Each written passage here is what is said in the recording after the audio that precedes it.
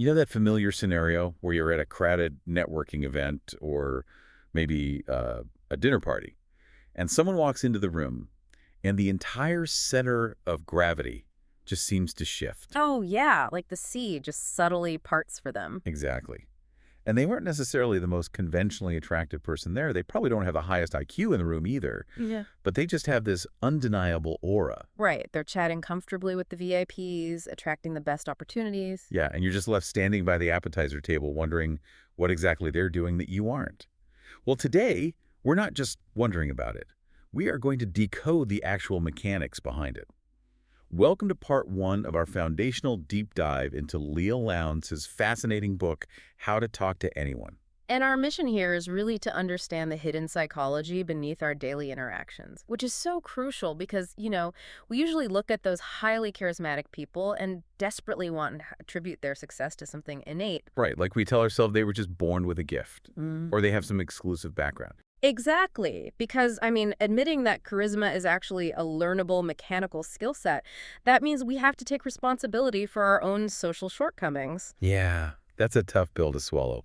But I want to be very clear with everyone listening right out of the gate.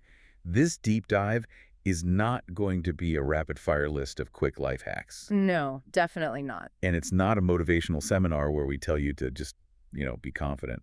We're going to look at the subconscious signals and the rather stark, almost primal worldview that Lowndes argues is secretly governing every conversation you have. Her core premise is really that successful people, the ones who seem to have it all, they just possess a more skillful way of dealing with human beings. Right. They operate with this subtle bag of tricks that functions almost entirely beneath the surface of conscious thought. It's basically a completely different language. And before you can speak that language fluently, you really have to understand the modern social environment. Okay, let's unpack this. Because to fully grasp Lowndes' philosophy, you have to look at what she's actively rebelling against, right? Yeah, exactly. If we look back at the history of social advice, the absolute gold standard for decades was Dale Carnegie. His 1936 classic, How to Win Friends and Influence People, essentially built the foundation of the modern self-help genre. It really did. And his core message was relatively straightforward. Smile, show genuine interest in other people, make them feel good. Which sounds perfectly pleasant, but Lowndes looks at that framework and explicitly states that it is obsolete. Why is she so dismissive of something that seems like common sense? Well, what's fascinating here is that Lowndes isn't saying Carnegie was wrong. She's saying the world has fundamentally evolved since 1936. Oh, that makes sense. Yeah, Carnegie told people what to do, but his methods lack the sophistication required for a modern, highly cynical audience. Think about an accomplished business person or a really attractive individual today. They're constantly surrounded by people smiling at them. Right. People feigning interest, trying to extract value from them. They have seen that quick, eager 1936-style smile 1,000 times. So it doesn't even register as genuine warmth anymore. Exactly. It registers as a transactional sales tactic. That is so interesting. It's almost like we've all developed a subconscious social spam filter.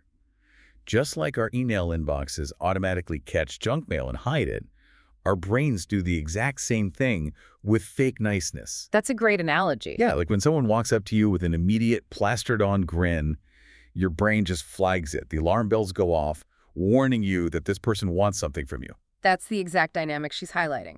The people Lowndes refers to as the big winners, the ones who effortlessly command a room, they are the people who know how to completely bypass that spam filter. Right, they don't just execute social moves. No, they execute them with such incredible subtlety and timing that the actions feel entirely organic. The person on the receiving end never feels like a technique is being deployed on them. They just feel this sudden magnetic draw. Yes.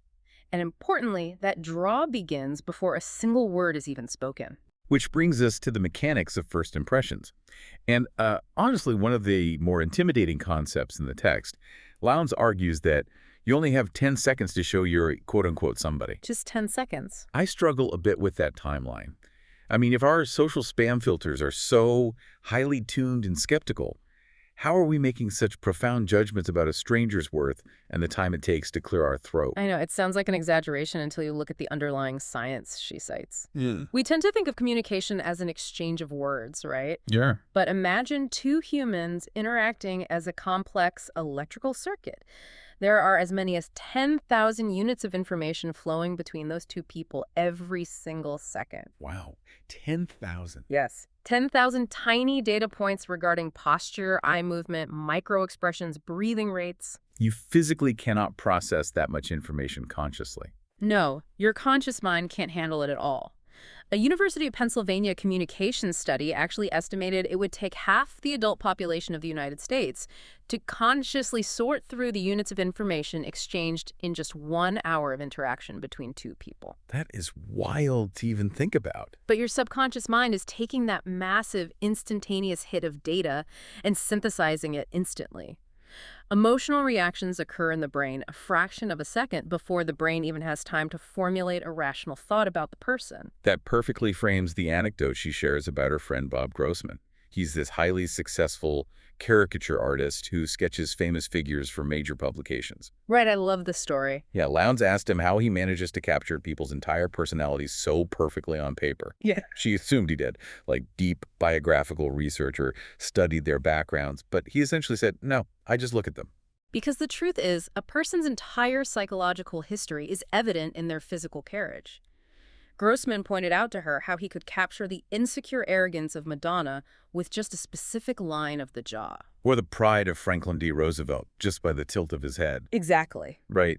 He told her that your physical body is essentially a 24-hour broadcasting station. It is constantly telling the story of your life, broadcasting your confidence level, your neuroses, your anxieties. And it's hacking its way into a stranger's brain before your lips even part. Yeah. That first sight of you creates a brilliant, instantaneous hologram that just burns into their memory. It's a deeply uncomfortable reality to accept, especially if you're someone who feels nervous or insecure in social settings. Oh, for sure. If you are internally terrified, your body is effectively shrieking your insecurities to the entire room, no matter how clever your opening line is going to be. So this is the fundamental question for anyone listening who wants to really understand this framework. If our bodies are constantly leaking our true internal state, are we just doomed to whatever our natural resting baseline is? That's the big fear, right? Yeah. Or can we consciously engineer this 10-second hologram to project authority and warmth, even if we are entirely panicked on the inside? The central thesis of the book is that you absolutely can engineer it, and frankly, you must.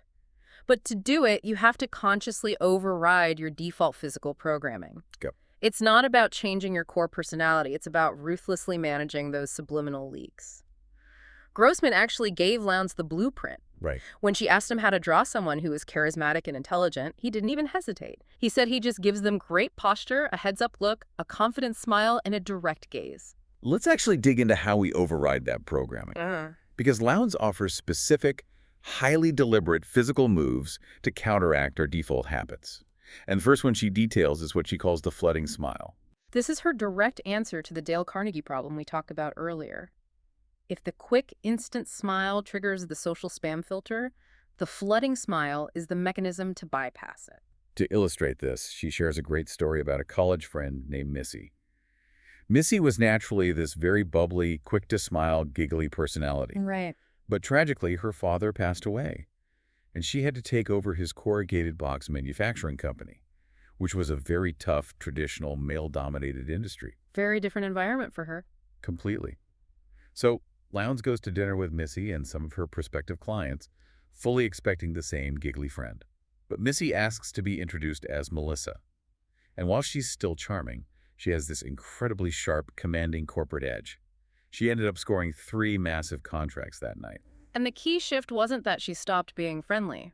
When Lowndes asked her what changed, Melissa explained that her father gave her a crucial piece of advice before he died. Yeah, he adapted an old song lyric. He did. He said, "I loves you, honey, but your smile's too quick." He actually showed her research indicating that women in corporate environments who were slower to smile were perceived as significantly more credible and authoritative. The actual execution of the technique is surprisingly simple, but the timing has to be perfect. When you're introduced to someone, you do not flash an immediate smile. Instead, you look at their face for a brief second, you pause. You visually soak in their persona. Exactly. And then, after that distinct beat, you let a big, warm smile flood over your face and crinkle around your eyes. It is a tiny delay, but that split-second pause convinces the recipient's subconscious that the smile is absolutely genuine and uniquely tailored just for them. It completely rewrites the subliminal power dynamic. I mean, an instant smile makes you look eager to please, like a sycophant. Right. But a delayed smile, that makes you look like a person of high status who has evaluated a stranger and selectively chosen to bestow warmth upon them. It feels earned, Mm. which makes it infinitely more valuable to the person receiving it. Okay, I understand the mechanics of the smile, but here's where it gets really interesting. Let's look at the body language technique she pairs with this, the one she calls the big baby pivot. Ah, yes.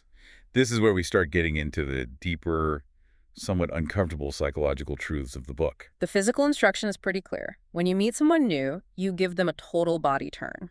You pivot 100% toward them, giving them your undivided, squared-up attention. She says you should react the exact same way you would if a tiny, adorable baby just crawled up to your feet and smiled at you. Yeah.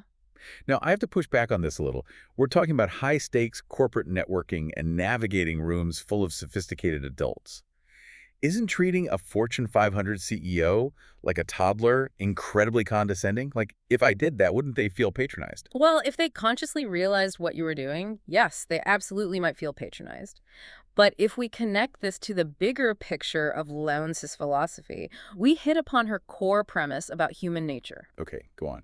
Beneath the bespoke suits, the impressive resumes, and the polished vocabularies, every single adult is essentially a big baby rattling their crib, wailing out for recognition and attention. That is a pretty unromantic view of humanity. It's extremely unromantic, but functionally, she argues it's the absolute truth. We never actually outgrow that primal, deep-seated craving to feel uniquely special. I suppose that's fair. Think about it. When you give someone a casual half-turn, or you subtly check the room over their shoulder while talking to them, their primal brain immediately registers rejection. Right. But when you deploy the flooding smile and combine it with the absolute 100% physical commitment of the big baby pivot, you bypass their adult intellect entirely. You are feeding their inner infant. You're screaming to their subconscious, you are the center of my universe right now. And I suppose we shouldn't forget the eye contact element that glues all of this together, the one she calls epoxy eyes. Exactly. This is the third pillar of that physical foundation. Epoxy eyes requires you to maintain intense visual focus on the person, even when they've stopped talking, or even when someone else in the group is speaking. But again, isn't there a fine line between making someone feel important and just, staring at them like a predator? It sounds vaguely threatening if you do it wrong. Oh, it definitely can be. That's a valid concern, and it's why the how is so important. It's not a rigid, unblinking stare. It's about letting your eyes linger. Okay, so how does that work in a group? If a third person starts talking, you don't immediately snap your head away from your target. You watch your target's reaction to the speaker. And when you do eventually break eye contact, you do it slowly and reluctantly, as if your eyes are glued to them with epoxy. Ah, I see. It signals an intense, almost overwhelming interest in them as an individual. Precisely. So, okay, you've established this flawless 10-second hologram. You've paused, flooded them with a smile, pivoted completely, and locked in with epoxy eyes. You have officially hooked their primal brain. Step one complete. Right. But eventually the silence has to break. What happens when you actually transition from physical presence to verbal communication? This is where highly analytical people often fail. Because you can have the perfect physical setup, but if you approach the verbal exchange with the wrong mindset, the spell shatters instantly. Lowndes has a very specific rule for this transition, doesn't she? Small talk is about music, not words. Yes. I love how she illustrates this, because it highlights exactly what you just said about analytical people. There's an anecdote in the book where Lowndes is riding an elevator with a group of Mensa members. Oh, this is a great one. The elevator is acting up, jerking around, and moving really slowly.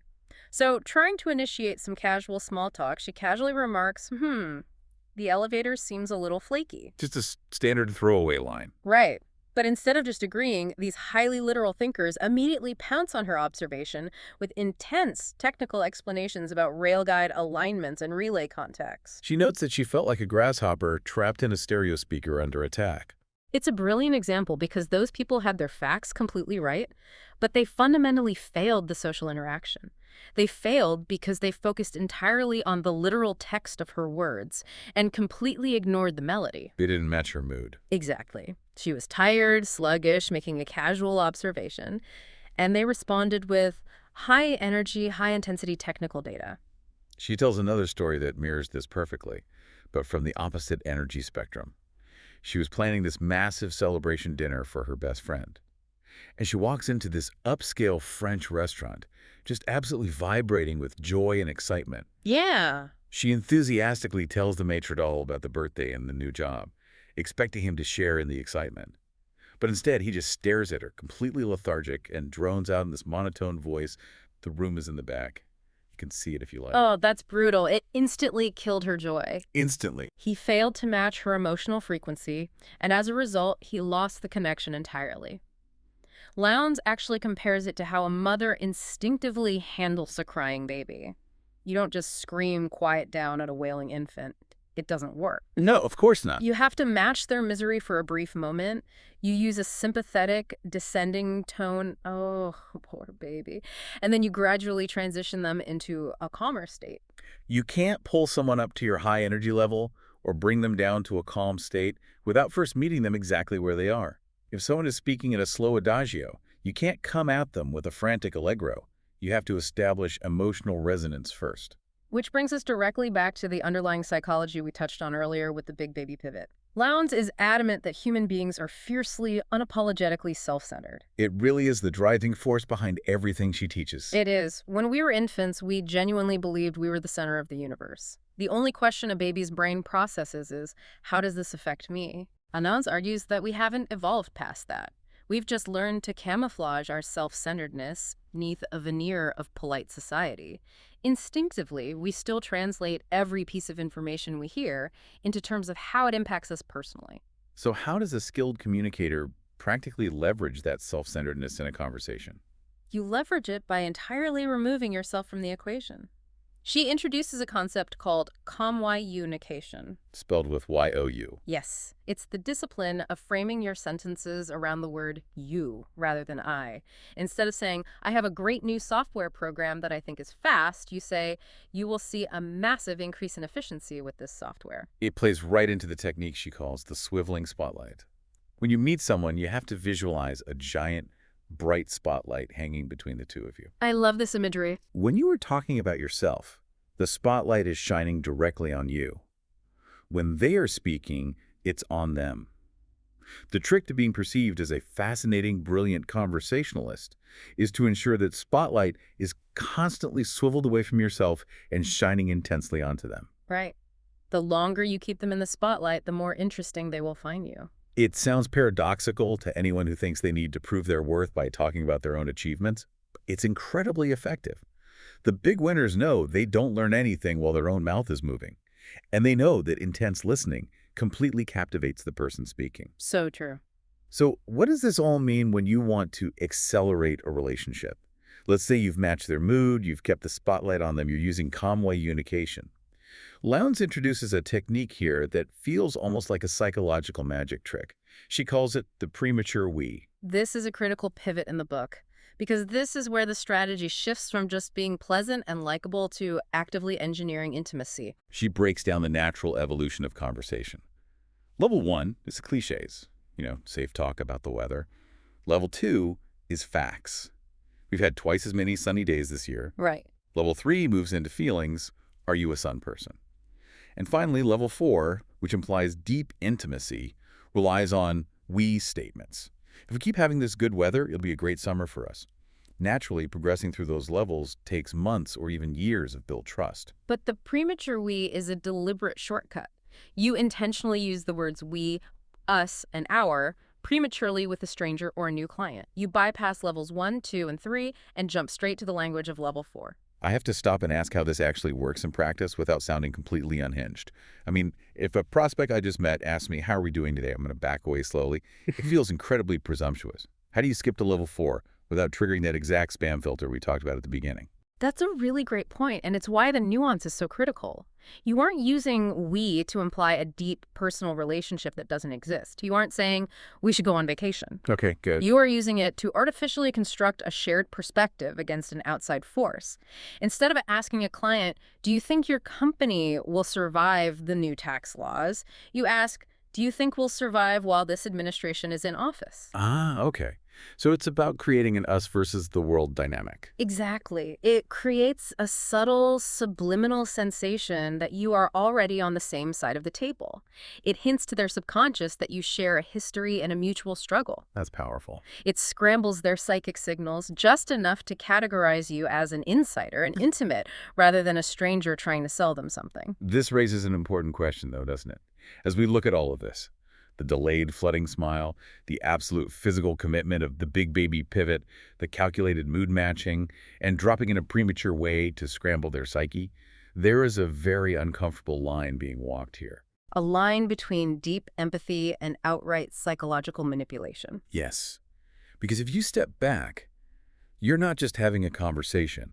You are running a highly calibrated script designed to bypass someone's intellect and trigger their primal insecurities. It's a tension that runs through the entire book. Lowndes is teaching us how to systematically hack the human brain to trigger feelings of trust and warmth. Now, when you use these tools with genuine intent to make someone feel seen and valued in a world that routinely ignores them, it's a beautiful thing. Right. But it is undeniably a calculated performance. You are engineering a specific emotional reaction. It forces us to confront how predictable we are and how easily our deepest emotional needs can be manipulated by someone who understands which buttons to push. Which is such a profound place to pause for this first part of our deep dive. To recap the conceptual foundation we've built today, we've established that social grace and charisma are not untouchable genetic gifts. They are a highly specific, learnable language of subliminal signals. A language driven by a sometimes harsh understanding of human psychology, our fragile egos, and our primal desire to be the center of someone's universe. Exactly. We have to learn to bypass the modern social spam filter with deliberate moves like the delayed flooding smile and epoxy eyes. And we have to feed that inner infant with complete, undivided focus. And on the verbal side, we have to match the music of their mood before we engage the lyrics, and relentlessly keep the conversational spotlight shining on their favorite subject themselves. But I want to leave you, the listener, with a final provocative thought to mull over before we continue this series. We just spent this time discussing how you can actively manufacture the visceral emotional feeling of a deeply authentic connection in a matter of seconds, using deliberate physical and verbal triggers. Right. So if the feeling of intimacy could be engineered that quickly and mechanically, what does that say about the true nature of human connection? Think about the last time you felt that instant electric spark with someone new. Was it real magic?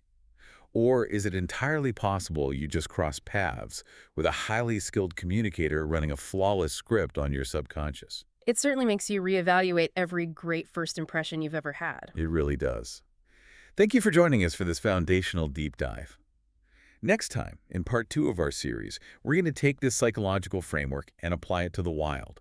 We'll be exploring Lowndes' specific techniques for navigating the human jungle of high-stakes networking, working a room, and sounding like an absolute insider in any crowd. You won't want to miss it.